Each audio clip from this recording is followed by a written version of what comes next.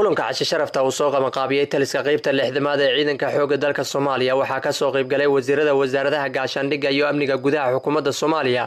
taliyaha guud ee ciidanka xoogga dalka Soomaaliya Cabdiweli Jaamac Gorad taliyaha ciidanka booliska Soomaaliyeed wasiirka wasaaradda amniga gudaha Koonfur Galbeed Soomaaliya taliyaha qaybta lixdamaad ee ciidanka xoogga dalka Soomaaliya abaanduulaha qaybta iyo saraakiil ciidan oo ka kala socday ciidanka booliska gaarka dowlad goboleedka Koonfur Galbeed Soomaaliya iyo kuwa xoogga dalka Soomaaliyeed kulan muddo kooban socday isla markaasina diiradda lagu saarayay amniga deegaanada Koonfur Galbeed Soomaaliya iyo sida uga haboon ee loo furi karo qaar kamid ah wadooyinka ay go'doomiyeen ururka gumaadka ummadda Soomaaliyeed August oo ay wada qaateen mas'uuliyiinta kadib waxa warfideenka la hadlay wasiirka wasaaradda gaashaandhigga Xasan Maxamed Cali Amar Dambe iyo wasiirka wasaaradda amniga gudaha xukuumadda Soomaaliya Maxamed Abuukar Islow Ducaale waxaana si wada jir ugu mahadnaqeen taliska qaybta lixdamaad ee ciidanka xoogga dalka Soomaaliya oo casho sharaftan u sameeyay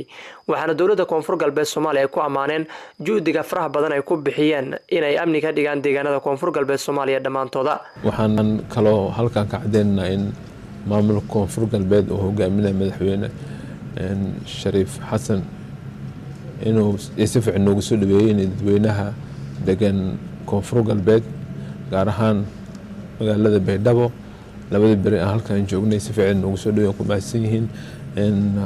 taliya iyo wasiir waxaan leeyahay way ku mahadsantahay afurkan noo sameeyeen taliya Ibrahim Yiro asaguna ku mahadsan yahay waxayna mudnaan aan seenayna aan bogaadina wasiirka amniga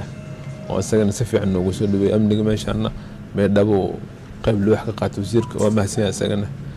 waa mahadsantahay haddana waxaan rabnaa ku soo dhaweeyay wasiirka gaashaandhigga runtii farxad weyn ay noo tahay guud ahaan iyo gaar ahaanba xalay iyo maanta oo runtii taliska ciidanka xoogga dalka Soomaaliyeed qaybta lixdanaad iyo qaybta sidoo kale lixdanaad ee booliska Soomaaliyeed ee Koonfur Galbeed casuumaad ay noo sameeyeen xalay iyo caawaba ay socotay anigii wasiirka wasaaradda amniga runtii aad iyo aad idinkaga mahadcelinaynaa runtii waxaa sameeyeen soo dhaweyn aad iyo aad u wanaagsan guud ahaan reer Koonfur Galbeed madaxweynaha dowlad goboleedka Koonfur Galbeed runtii asigana dhamaanteena wuxuu noo soo dhaweeyay si kala laab ah